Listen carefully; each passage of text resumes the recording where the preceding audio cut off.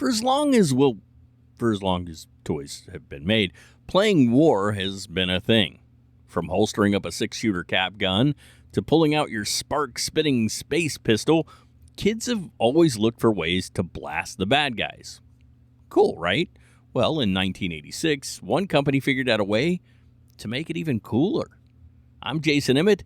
This is Rewind Toys, and today we're going to be telling you all about another monster hit from the 80s, Lazer Tag. With a Z.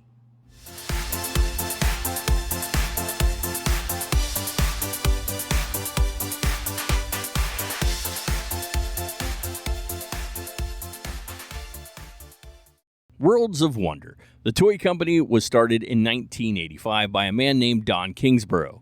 Now, Kingsborough had previously been the sales president for another company. Maybe you've heard of them.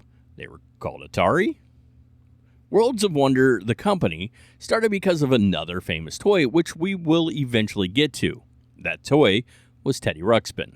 Anyway, the first toy was a big hit for the fledgling company, and what better way to follow up one big hit but with another big hit?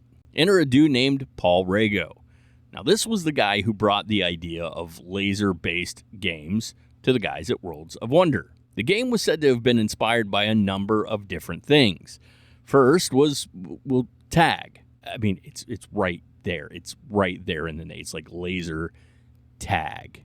This was a futuristic way for kids to play a game they'd been playing for generations. Brilliant, right?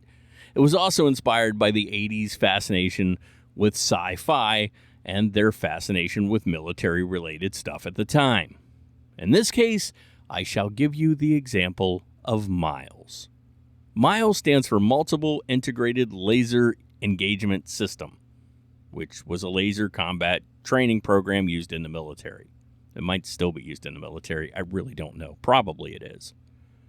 So the gun for laser tag with a Z would use infrared light that when aimed at the sensor could register a hit. Infrared? I mean, I get that infrared tag isn't catchy, but it isn't really a laser now, is it? So in full honesty, this really wasn't a new idea coming to the company. I mean, in 1979, Star Trek released infrared phasers that could battle one another. And in 1984, Photon was released. Yeah, a full year earlier. And unlike all my friends, I had Photon because when I asked for laser tag, my parents didn't understand it wasn't like a general term, and they bought me Photon, which I couldn't use with any of my friends' stuff. I will say that the first Photon brand started as arena style and not a home branded thing. They would later partner with Entertech. We did a whole video on Entertech, and you should totally check it out. It's pretty good. And then they would release the home version.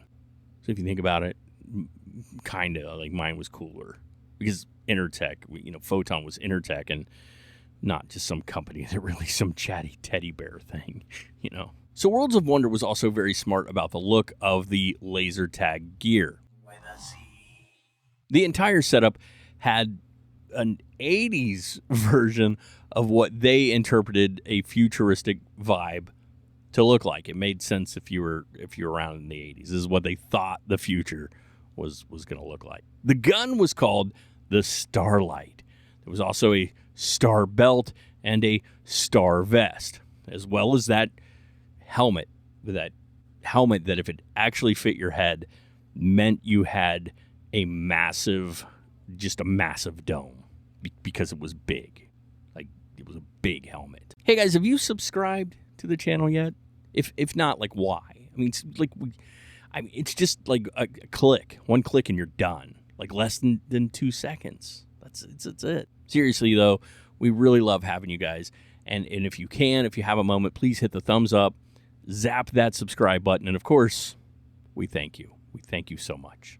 Now, it was the 80s, so guess what they did to promote this thing? They made a cartoon. Not a particularly great cartoon, but there was a cartoon nonetheless. They did other things to help promote it as well. There was a Commodore 64 game, a really cool G.I. Joe themed laser tag set, and of course, a Halloween costume, which makes very little sense to me. I mean, it's a costume, but of a costume, like it's costume of a costume you already wear. I don't know. Lazer Tag was a huge hit for Worlds of Wonder, becoming one of the top toys of 1986 and 1987. But unfortunately, also in 1987, a young man named Leonard Falcon was shot by police officers while playing with a group of friends at night. Unfortunately, Leonard did not make it. This was a huge blow to the line. I mean, after similar issues had arisen with other brands, such as Entertech, parents, they started to get nervous about buying toy guns for their kids to run around at night and play with. And, of course, sales began to decline. Worlds of Wonder found themselves struggling with debt, and by 1999, the company was no more. Now, that did not end Lazer Tag entirely. Of course, there are still laser tag arenas throughout the country. The brand itself, Lazer Tag, moved on to a company called Shoot the Moon, who licensed it to Tiger Electronics from 1996 to like 1998. Now, Tiger would release a number of products, including a really cool-looking Star Wars version of the Lazer Tag gear. Now, Hasbro ended up buying it, and in 2012, Nerf took it on. There are also other versions of gear you can purchase for home use. In my early 20s, my friends and I used to have massive all-night battles with our very own gear. Now, mostly we played on private property, but occasionally we did play in public, and we had a rule. If at any point anyone approached, we were to drop the gun we were holding, throw our hands up, and call out that we were playing laser tag. We also tried to make sure local authorities had a general idea that we were out there, and yes, we were actually approached by police one night, and because of our rule, things went pretty smooth. I'm just saying, if you're going to be running around at night with guns, be smart about it. It's okay to have a good time, but be respectful for people who are doing their job, and it might be a little scary for them to have somebody run at them with a gun. It's okay. Let the local authorities know, hey, we have a group that go out here and play, and just be smart about it. That's all I'm saying. Anyway, there you have it. The rise and fall of laser tag. So do we have any laser taggers out there? If so, drop in the comments. Let us know.